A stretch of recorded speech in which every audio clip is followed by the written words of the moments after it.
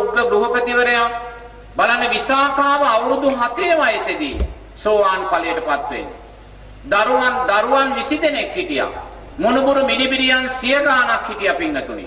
එහෙමනම් දරුවන් ඉන්නවායි කියන කාරණය මේ ගමන යන්න අපිට බාධාවක් වෙන්නේ නැහැ. අනේ පිරිසිතුමා ජේත උයන රන් හාසි වලින් වැහුවා පින්නතුනි. ඒසා ධනවතෙක්. එහෙනම් මම ධනවතෙක්, මම රැකියාවක් කරනවා, ව්‍යාපාරයක් කරනවා කියන කාරණය මේ ගමන යන්න අපිට බාධාවක් වෙන්නේ නැහැ. ඒතර බලන්න වේලුකණ්ඨකී නන්ද මාතාව කියන්නේ මේ ගෙදරක ජීවත් වෙච්ච මැදිවිය අම්මා කෙනෙක්. මේ අම්මා අනාගාමී කෙනෙක් පින්නතුනි. කාම රාග පටිගයන් එයාට නැහැ. එයා කාමය ගැන හඳුනන්නේ නැහැ. සාරිපුත්ත මහරහතන් වහන්සේ කියනවා මේ වේලුකණ්ඨකී නන්ද මාතාවට සතරවරම් දෙවියන් එක්ක දිවසින් කතා කරන්න පුළුවන් කියලා පින්නතුනි. ඒසා හැකියාවක් මේ ගෙදරක ජීවත් වෙච්ච මැදිවිය උපාසකම්ම තුල තිබුණා. ඒ වගේම බලන්න උග්‍ර ගෘහපතිවරයා බිරින්දෑවරු 5 දෙනෙක් එක ගෙදර හිටියා පින්නතුනි. මේ බිරින්දෑවරු 5 දෙනාට අඬ ගහලා කියනවා මම බුදුරජාණන් වහන්සේ ළඟට බණ අහන්න යනවා කියලා. ගිහිල්ලා සද්ධර්මයේ ශ්‍රවණය කරනවා. සද්ධර්මයේ ශ්‍රවණය කරමින් සද්ධර්මයේ නුවණින් මෙනෙහි කරමින් කාම රාග පටිගයන් තුනී කරලා අනාගාමී ඵලයටපත් වෙනවා.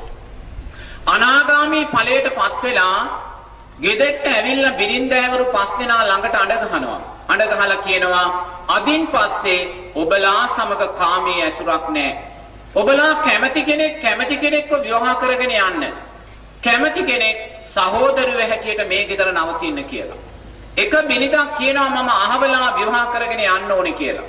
එයාව ගෙන්නලා අතපැන් වත් කරලා විවාහ කරලා දායාද දීලා අරිනවා. අනිත් බිරින්දෑවරු 4 දෙනා කියනවා සහෝදරයෝ හැටියට අපි මේ ගෙදර ජීවත් වෙනවා කියලා. එනම් බලන්න අනාගාමී උග්‍ර ගෘහපතිවරයා බිරින්දෑවරු 4 දෙනෙක් සහෝදරයෝ හැටියට එක ගෙදර ජීවත් වෙච්ච කෙනෙක්. එහෙනම් මම විවාහකයි කියන කාරණය මේ ගමනේ යන්න අපිට බාධාවක් වෙන්නේ නැහැ. ඒ නිසා මේ පරමාදර්ශී චරිත ඔබේ ජීවිතයේ පරමාදර්ශය බවට පත් කරගන්න. විසාකාව ජීවත් වුණේ යම්සේද එවැනි ජීවිතයක් මම ගත කරනවා කියලා හිතන්න.